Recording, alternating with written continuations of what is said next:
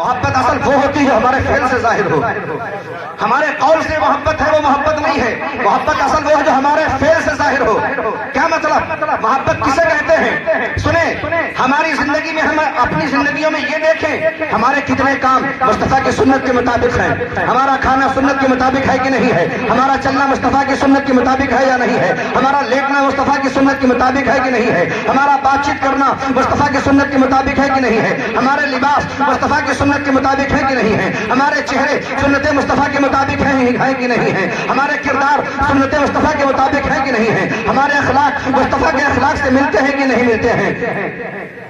ہم اپنی زندگیوں کا جائزہ لیں، دیکھیں ہمارے اندر کتنی باتیں مصطفیٰ کی سیرت پر، ان کی سنت پر مل رہی ہیں. اگر نہیں مل رہی ہیں تو سمجھے کوئی عشق وشق نہیں ہے، اس طرف آپ فضول کی بات کرتے ہیں. ہاں، اگر ہمارے کلام، ہمارے چہرے، ہمارے لباس، ہمارا چال و چلن، ہمارے کردار، ہمارے کھانے پینے، ہمارے اٹھنے بیٹھنے، ہمارے لیٹنے سونے سب مصطفیٰ کی سنت سے اگر مل رہے ہیں تو اب آپ کو کہنا نہیں پڑے گا ہم عاشق رسول ہیں. زمانہ کہے گا یہ عاشق رسول ہے. سبحان اللہ، سبحان اللہ، سبحان اللہ. تو حضرت شیخ جی کیا فرماتے ہیں؟ 4 علامتیں جس میں پائی جائیں سمجھیں کہ وہ بدبختی کی علامت اس میں پیدا ہو چکی، وہ آدمی بدبخت ہو چکا. تو پہلی بات کیا عرض کی؟ حضرت علی کیا فرماتے ہیں؟ آنکھوں سے آنسوؤں کا بند ہو جانا یہ بدبختی کی علامت ہے. دوسری بات حضرت علی فرماتے ہیں دلوں کا سخت ہو جانا یہ بدبختی کی علامت ہے. آج ہمارے دل سخت ہیں یا نرم؟ کتنے سخت ہو چکے ہیں. کوئی واز، کوئی نصیحت، کوئی بات ہم پہ آج اثر نہیں کرتی. مولانا عامر صاحب بیچارے بتاتے بتاتے صبح سے شام کر دیتے ہیں، فجر بعد آپ کو سمجھاتے ہوں گے، میرا یقین ہے. میلادوں میں، جلسوں میں، جلوسوں میں جہاں ملتے ہیں آپ کو بتاتے، لیکن معاملہ کیا ہے؟ ہم جیسے کل تھے ویسے ہی آج ہیں. نمازیں ہم کل نہیں پڑھ رہے تھے تو آج بھی نہیں پڑھ رہے ہیں. چہرے پر داڑھی کل نہیں تھی تو آج بھی نہیں ہے. اسلامی لباس کل نہیں تھا تو آج بھی نہیں ہے. جھوٹ ہمارا کل نہیں رکا تھا تو آج بھی نہیں رکا ہے. غیبت ہماری کل نہیں بند ہوئی تھی تو آج بھی نہیں بند ہوئی ہے. گناہ ہمارے کل نہیں چھوٹے تھے تو آج بھی نہیں چھوٹے ہیں. مطلب کیا ہے؟ مطلب یہ ہے کہ ہمارے اتنے سخت ہو چکے ہیں، ہم پر نصیحت اثر نہیں کرتی ہے، ہم پر ہدایت اثر نہیں کرتی ہے. ہم بات سنتے ضرور ہیں، سمجھتے ضرور ہیں، لیکن یہ ہم پر اثر نہیں کرتے ہیں. اثر نہ کرنے کی وجہ یہی ہے کہ ہمارے دل بڑے سخت ہو چکے ہیں. حضرت علی کیا فرماتے ہیں کہ جس کا دل سخت ہو جائے تو سمجھے اس کے اندر بدبختی کی علامت پائی جاتی ہے. پہلی علامت کیا بیان فرمائی؟ آنکھوں سے آنسوؤں کا بند ہونا بدبختی کی پہلی علامت. دلوں کا سخت ہو جانا بدبختی کی دوسری علامت. اب تیسری علامت حضرت علی فرماتے ہیں مال کی محبت یہ بدبختی کی تیسری علامت ہے. آرزوؤں کی تمنا یہ بدبختی کی چوتھی علامت ہے. آج کون انسان ہے جو مال سے محبت نہیں کرتا ہے؟ مال سے محبت کرنا گناہ نہیں ہے، جرم نہیں ہے، غلط نہیں ہے، لیکن مال سے محبت کم، مولا سے محبت زیادہ ہونی چاہیے. لیکن حال ہمارا یہ ہے مولا سے محبت بالکل اگاہے بگاہے، مولا سے محبت برائے نام، مال سے محبت کثرت کے ساتھ. جب کثرت سے محبت مال میں بڑھ جائے سمجھے اس کے اندر بدبختی کی علامت پائی جا رہی ہے. آرزوؤں کی کثرت، ہماری آرزویں کتنی عروج پر ہیں، کتنی کثرت سے بڑھ رہی ہیں. اگر اللہ نے ہمیں ایک مکان دے دیا ہے تو آرزو ہماری یہ ہوتی ہے کاش میرے پاس ایک بلڈنگ اور ہوتی. اللہ نے اگر ہمیں موٹر سائیکل دے دی ہے اب ہماری آرزو یہ ہوتی ہے کاش میرے پاس 4 ویلر ہو جاتی. اگر اللہ نے ہمیں 2 بھینسیں دے دی ہیں کیونکہ ہم دیہات کے آدمی ہیں تو ہماری آرزو یہ رہتی ہے کاش میرے پاس 2 بھینسیں اور ہو جاتی، اچھا پیسہ پیدا ہوتا. ہمارے پاس اگر ایک تجارت کا معاملہ ہے تو ہم تمنا کرتے کاش ہمارے پاس ایک اور تجارت ہو جاتی. تو حضرت علی فرماتے ہیں اور خواہشوں کی آرزو جب انسان کی بڑھ جائے، نفسانی خواہشات جب بڑھنے لگے تو یہ اس کے اندر سمجھنے بدبختی پائی جا رہی ہے. جب انسان کے اندر پیسے کی محبت بڑھ جائے سمجھے کہ اس کے اندر بدبختی آ چکی ہے. جب انسان کا دل سخت ہو جائے سمجھے کہ وہ بدبخت ہو چکا ہے. جب آنکھوں سے آنسو کا بہنا بند ہو جائے تو آپ سمجھے کہ انسان بدبخت ہو چکا ہے. یہ 4 علامتیں جس میں پائی جاتی ہیں حضرت علی فرماتے ہیں کہ اس کے اندر مکمل بدبختی پائی جاتی ہے. آج کیا چیز میں سے ہم میں نہیں پائی جاتی ہے؟ آنکھوں سے آنسوؤں کا آج ہمارے بند ہو گیا، آج دل ہمارے سخت ہو گئے، آج مال کی محبت میں ہم پریشان گھوم رہے ہیں، آج خواہشوں کی امیدیں آج ہم باندھے ہوئے ہیں کہ آج ہمارے اندر نہیں ہے۔ تو فرمانے مولا علی کے مطابق پتہ چلا کہ آج ہم مکمل بدبختی پر اتر آئے ہیں، اور جب ہمارا معاملہ ایسا ہو گیا تو آپ سنیں حضرت یحییٰ بن معاذ رضی اللہ تعالیٰ عنہ فرماتے ہیں کہ اللہ تعالیٰ آسمان سے علم اور حکمت بارش کی طرح لوگوں کے قلوبوں پر نازل فرماتا ہے۔ ہمارے اور آپ کے قلوب پر، دلوں پر آسمان سے بارش کی طرح علم اور حکمت برستا ہے۔ اتنی اس طریقے سے ہمارے دل پر علم برسے، حکمت برسے، ہم تب بھی جاہل رہ جائیں، ہمیں تب بھی صحیح سے تعوذ و تسمیہ نہ آئے، صحیح سے ہمیں مخرج کے ساتھ ثنا نہ آئے، صحیح سے ہم سورہ فاتحہ نہ پڑھ پائیں، صحیح سے ہمیں نماز نہ آتی ہو، صحیح سے ہم فاتحہ نہ کر پائیں، صحیح سے ہم دین نہ سمجھ پائیں۔ علم و حکمت تو پانی کی طرح آسمان سے برستا ہے لوگوں کے دلوں پر، ہم تب بھی عالم نہ بن سکے، حکیم نہ بن سکے۔ آگے سنیں حضرت یحییٰ بن معاذ آگے یوں فرماتے ہیں، علم و حکمت آسمان سے لوگوں کے قلوب پر بارش کی طرح برستی تو ہے، لیکن جس قلب میں، جس دل میں چار باتیں ہوتی ہیں وہاں ٹھہرتا بھی نہیں۔ جس دل میں چار باتیں ہوتی ہیں اس دل میں علم اور حکمت ٹھہرتا بھی نہیں۔ وہ چار باتیں کون سی ہیں؟ اگر وہ چار باتیں ہمارے اندر پائی جاتی ہیں تو آپ سمجھیں ہم جاہل ہیں تو جاہل رہ جائیں گے، کیونکہ علم اور حکمت تو آسمان سے پانی کی طرح برس رہا ہے، بارش کی طرح برسات ہو رہی ہے۔ اگر وہ چار باتیں ہمارے اندر ہیں جو ٹھہرے گا کہاں؟ وہ چار باتیں کیا ہیں؟ تو سنیں حضرت یحییٰ بن معاذ رضی اللہ تعالیٰ عنہ فرماتے ہیں کہ جس دل میں دنیا کی محبت ہو اس دل میں، اس قلب پر علم اور حکمت برستا ضرور ہے پر ٹھہرتا نہیں۔ کس دل میں نہیں ٹھہرتا ہے؟ جس دل میں بولے دنیا کی محبت ہو۔ آج ہمارے دل دنیا کی محبت سے خالی ہیں یا آباد ہیں؟ ایک مقام پر حضرت علی رضی اللہ تعالیٰ عنہ فرماتے ہیں دنیا کا سب سے بڑا عقل مند، سب سے بڑا دانشور، سب سے زیادہ سمجھدار، سب سے زیادہ علم و حکمت رکھنے والا وہ انسان ہے جو تین باتیں اپنے اندر پیدا کر لے۔ کیا؟ دنیا چھوڑنے سے پہلے دنیا کو ترک کر دے۔ ہم جب مریں گے دنیا چھوٹے گی کہ نہیں چھوٹے گی؟ جب کوئی چیز انسان کی چھوٹتی ہے تکلیف کتنی ہوتی ہے وہ تو آپ جانتے ہیں۔ تو حضرت علی فرماتے ہیں کہ جو انسان دنیا کے چھوٹنے سے پہلے دنیا کو ترک کر دے سب سے بڑا عقل مند اور ہوشیار آدمی ہے۔ اس کے بعد دوسرے نمبر پر فرماتے ہیں مرنے کے بعد ہماری آپ کی رب سے ملاقات ہوگی یا نہیں؟ بھائی یار کچھ تو بولیں، کمو کٹیا کے لوگوں، رب سے ملاقات ہوگی؟ تو حضرت علی فرماتے ہیں کہ رب کی ملاقات ہونے سے پہلے جو بندہ اپنے رب کو راضی کر لے وہ سب سے بڑا عقل مند ہوشیار آدمی ہے، دانشور آدمی ہے، علم و حکمت رکھنے والا آدمی ہے۔ رب کی ملاقات ہونے سے پہلے اپنے رب کو راضی کر لے۔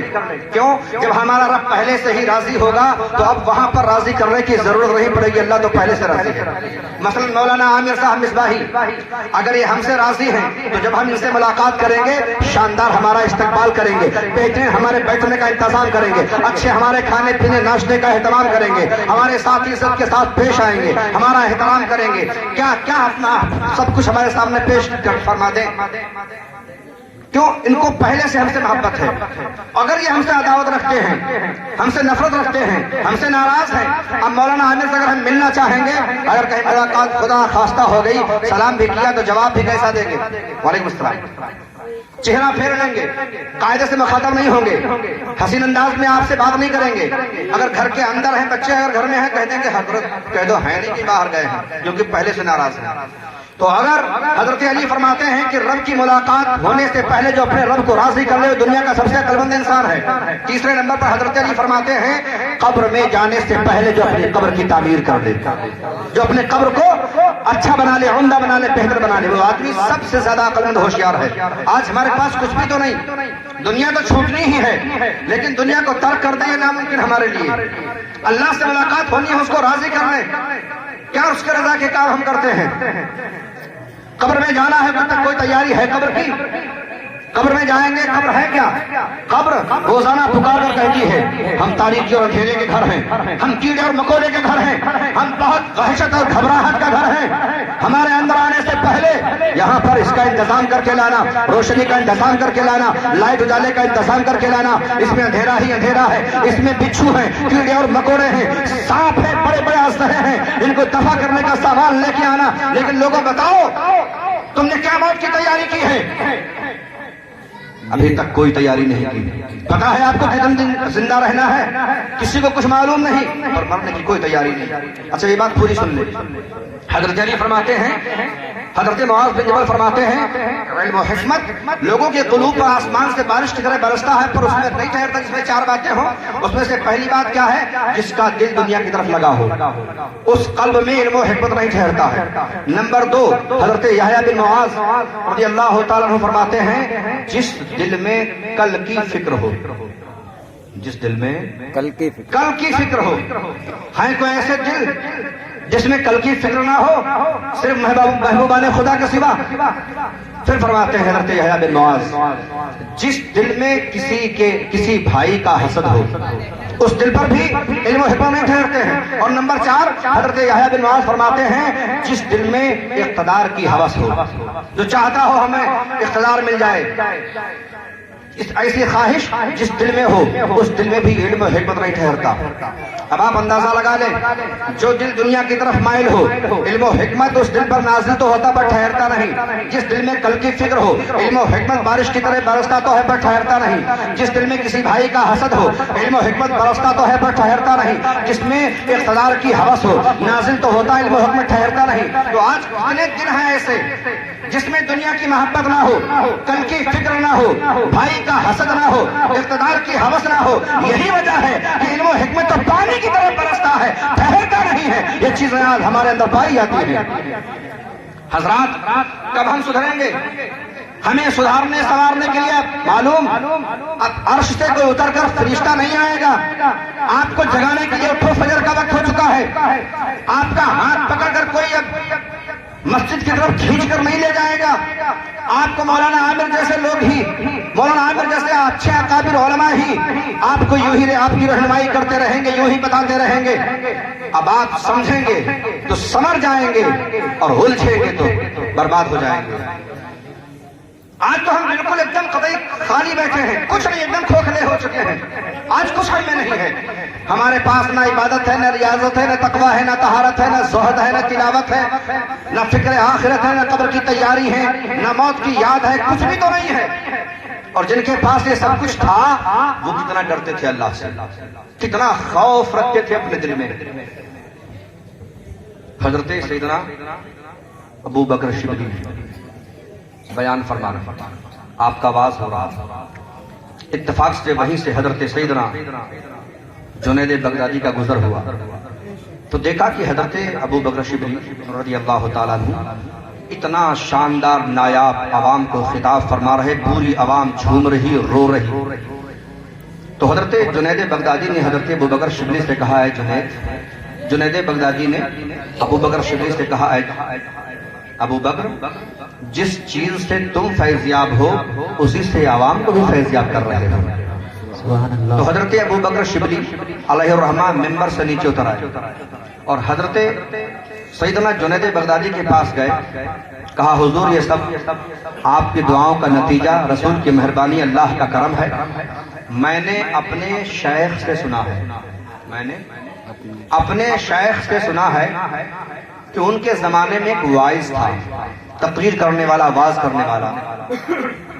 جب وہ لوگوں کو واعظ کرتا تھا، مجمع میں تقریر کرتا تھا، عوام کا حال یہ ہوتا تھا، کوئی اپنے کپڑے پھاڑتا تھا، کوئی بے ہوش ہو جاتا تھا، کوئی جاں بحق ہو جاتا تھا۔ واعظ تقریر سن کر کچھ تو انتقال کر جاتے تھے، کچھ اپنے کپڑوں کو پھاڑ دیتے تھے، کچھ اس قدر روتے تھے کہ بے ہوش ہو جاتے تھے۔ اتنی رقت طاری ہو جاتی تھی اس کے واعظ میں۔ بے شمار لوگ ایسے تھے جو سینکڑوں بے نمازی ہوتے اس کے واعظ کو سن کر نمازی بن جاتے۔ بے شمار ایسے لوگ ہوتے جو کل تک شراب پیتے تھے، آج آج جب اس محفل سے اٹھتے تو شراب سے توبہ کر کے نمازی بنتے نظر آتے. سینکڑوں تو ایسے تھے جن کے دل دنیا کی محبت میں مبتلا تھے, لیکن جب اس کے بیان سے اٹھتے تو ان کے دل فکر آخرت سے لرزہ براندام ہو رہے ہوتے. اتنا بھیانک ان کا رکت انگیز بیان ہوتا تھا.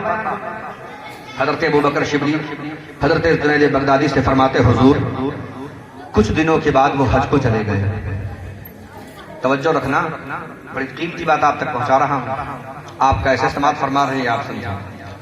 حضرت جنید بغدادی سے حضرت ابوبکر شبلی فرماتے ہیں کہ کچھ دنوں کے بعد وہ واعظ حج کے لیے بیت اللہ شریف چلے گئے. وہاں جب پہنچے حج ادا کیا, حج کے سارے فرائض ادا کیے. کچھ دنوں کے لیے شہر مکہ میں قیام فرما لیا, ٹھہر گئے. تقریباً ان کو 1 سال کا زمانہ گزر گیا, وہ واپس نہیں آئے. لوگ یہاں پریشان, حضرت کی تلاش. وہ واعظ صاحب, مقرر صاحب, خطیب صاحب کہاں تشریف لے گئے. برس گزر گئی ہے, 1 سال گزر گیا, ان کا خطاب نہیں سننے کو ملا. لوگ بگڑنے لگے ہیں. 1 سال کے بعد ابو بکر شبلی فرماتے ہیں جب اس واعظ کی واپسی ہوئی, لوگ اکٹھا ہو گئے. جاؤ در جاؤ آتے جا رہے ہیں. حضرات سال گزر گیا, آپ کا بیان نہیں سنا ہے. حضور برس گزر گئی, آپ کا خطاب نہیں سنا ہے. حضور آج کرم فرما دے, اپنا بیان سنا دے. آپ نے فرمایا اعلان کرو. اعلان کیا گیا. قرب جوار میں, اطراف میں, علاقے میں لوگوں نے جب سنا کہ وہی واعظ صاحب آئے ہوئے ہیں جن کی تقریر کو سن کر مردہ دلوں میں زندگی آتی ہے, جن کی تقریر کو سن کر لوگ جاں بحق ہو جاتے ہیں, جن کی تقریر کو سن کر بگڑے ہوئے دل سمر جاتے ہیں, بے نمازی بن جاتے ہیں, شرابی ولی بن جاتے ہیں. علاقے میں جب چرچا ہوا, پورا علاقہ اکٹھا ہو گیا, مجمع بھاری. اب وہ واعظ صاحب ابو بکر شبلی علیہ الرحمہ شیخ جنید بغدادی سے فرماتے ہیں کہ وہ واعظ بڑے شاندار انداز میں, بڑے نایاب انداز میں, جیسے پہلے خطاب کرتے تھے اس سے کئی درجہ بڑھ کر کے بہت ہی حسین انداز میں آپ نے لوگوں سے خطاب فرمایا, لوگوں کو واعظ سنایا, لوگوں کو نصیحت فرمائی. لوگوں پر جو رکت پہلے طاری ہوا کرتی تھی اس میں کا کچھ بھی نہیں ہوا. آج آپ کے بیان میں نہ کوئی جاں بحق ہوا, نہ کسی نے کپڑے پھاڑے, نہ کوئی بے ہوش ہوا, نہ کوئی رویا. مجمع جیسا تھا ویسا ہی رہا, کوئی اثر کچھ بھی نہیں.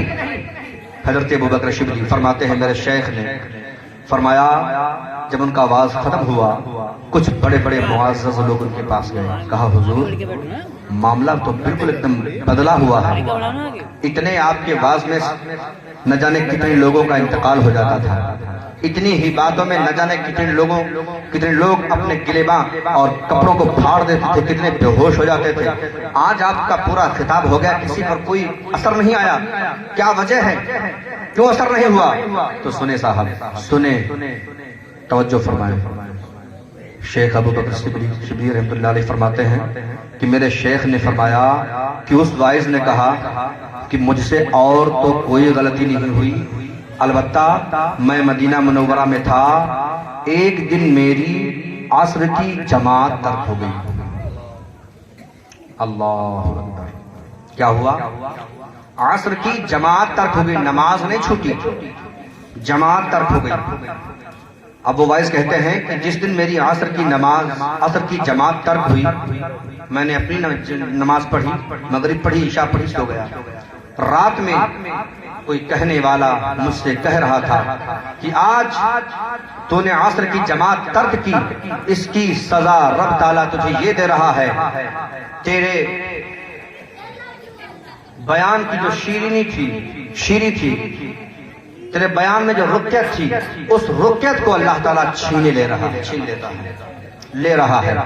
اب آپ اندازہ لگا سکتے ہیں کہ پوری زندگی میں ایک عصر کی جماعت ترک ہو گئی تو حال کیا ہوا.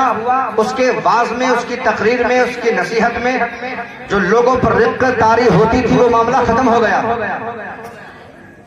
آپ اندازہ لگا سکتے ہیں اس بات کو, چاہے ہلکے میں لے لیں یا گہرائی میں, آپ اندازہ لگا سکتے ہیں. ایک واعظ کی جب عصر کی جماعت ترک ہو گئی تو اس کی بات کا اثر لوگوں پر ختم ہو گیا.